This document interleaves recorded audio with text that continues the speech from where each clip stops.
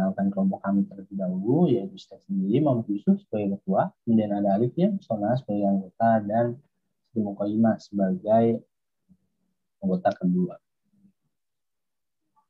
Indonesia merupakan negara dengan jumlah penduduk terbesar di dunia. Pada tahun 2020, jumlah penduduk Indonesia adalah sebesar 269 juta jiwa, atau sebesar 3,49% dari total populasi dunia. Hal ini menjadikan Indonesia sebagai negara dengan jumlah penduduk terbesar keempat di dunia. Berdasarkan data dari Pew Research, Indonesia juga merupakan negara dengan populasi muslim terbesar di dunia. Sekitar 87,1% penduduk di Indonesia adalah muslim, atau sekitar 220 juta penduduk di Indonesia itu beragama Islam. Hal ini menjadikan Indonesia memiliki potensi yang sangat besar, terutama di bidang wakaf.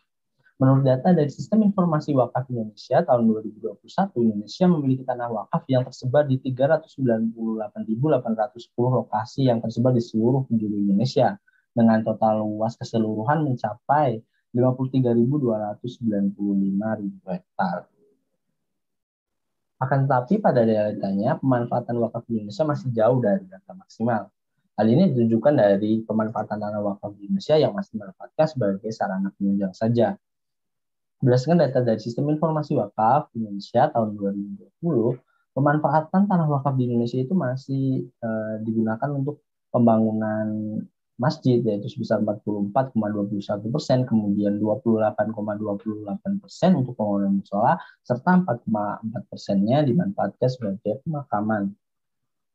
Sehingga dapat kita lihat bahwa sekitar 75% dari tanah wakaf di Indonesia ini masih dimanfaatkan sebagai infrastruktur penunjang saja, belum dimanfaatkan sebagai pengembangan industri halal dan perekonomian sekitar.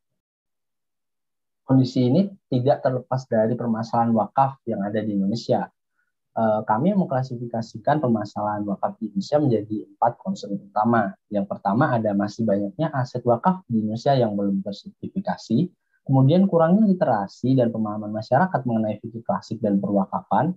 Kemudian yang ketiga, ada kurangnya sosialisasi tentang dasar hukum wakaf dan kebermanfaatannya bagi masyarakat. Kemudian nazir juga yang ada di Indonesia itu masih sangat kurang profesional, serta mahalnya biaya sertifikasi aset wakaf di Indonesia. Pertumbuhan perekonomian Indonesia didorong oleh beberapa sektor. Salah satu sektor tersebut adalah sektor UMKM yang sangat krusial bagi perekonomian Indonesia. UMKM sendiri menjadi salah satu roda penggerak perekonomian di mana pada tahun 2019 berkontribusi sebesar 60,3% pada PDB Indonesia. Peran UMKM menjadi sangat penting lagi ketika pada masa pandemi COVID-19, UMKM mampu menyerap tenaga kerja sebesar 97% dari tenaga kerja yang ada. Meskipun memiliki peran yang sangat penting, ternyata UMKM di Indonesia masih memiliki berbagai permasalahan yang menjadi penghambat UMKM, seperti permasalahan permodalan, perizinan usaha, dan perluasan teknologi serta pemanfaatan teknologi semakin canggih, tetapi UMKM belum bisa mengikuti perkembangan tersebut. Pada dasarnya, UMKM dan tanah wakaf di Indonesia memiliki potensi yang sama besar. Namun, pada realitanya, beragam kekurangan yang ada menjadi penghambat keduanya dalam mengembangkan potensi yang dimiliki. Penulis menyadari hal ini, perlu adanya sebuah pembaharuan kebijakan serta inovasi yang dapat membantu menyelesaikan permasalahan UMKM Indonesia dan tanah wakaf yang ada. Atas dasar uraian tersebut, penulis menyarankan sebuah gagasan yang berjudul lalisa.id, aplikasi syariah pengembang industri halal berbasis akad musyarakah dengan model pentahelix sebagai strategi pemulihan perekonomian UMKM pasca pandemi.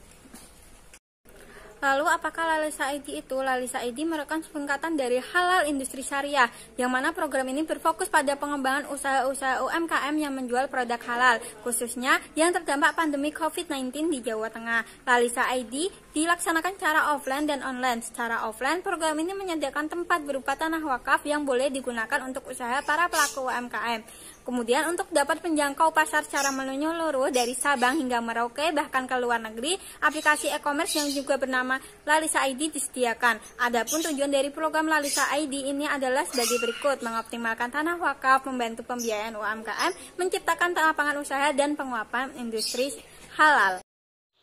Kemudian kerangka kerja dari lalisa.id ini, program lalisa.id ini berdasarkan pada akad musyarakah dengan berbagai pihak-pihak terkait, dan sumber dana dari lalisa.id ini berasal dari dana hibah dan investor. Kemudian lalisa.id ini bekerja sama dengan Badan Wakaf Indonesia serta Nazir untuk mensosialisasikan program lalisa.id. UMKM terlebih dahulu akan mengajukan proposal usaha. Jika disetujui, maka dapat menggunakan tanah wakaf serta platform e-commerce milik lalisa.id, serta akan mendapatkan pelatihan untuk pengembangan usaha dan kualitas SDM.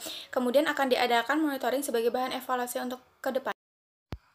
Analisis SWOT dari program lalisa.id ini, yang pertama itu ada strength atau kekuatan. Kekuatan dari program ini yaitu program dilakukan secara online dan offline sehingga pemasaran produk lebih luas. Kemudian adanya pelatihan untuk menambah nilai plus UMKM sehingga program ini sangat aplikatif. Kemudian weakness atau kelemahan dari program lalisa.id ini adalah rendahnya literasi masyarakat mengenai teknologi sehingga sulit untuk mengoperasikan e-commerce dan sulitnya mendapatkan perizinan usaha. Kemudian opportunity atau peluang dari adanya program lalisa.id ini adalah sebagai upaya pemulihan ekonomi UMKM dengan pemanfaatan teknologi. Kemudian banyaknya tanah wakaf di Jawa Tengah sehingga dapat dioptimalkan dengan adanya program lalisa.id ini.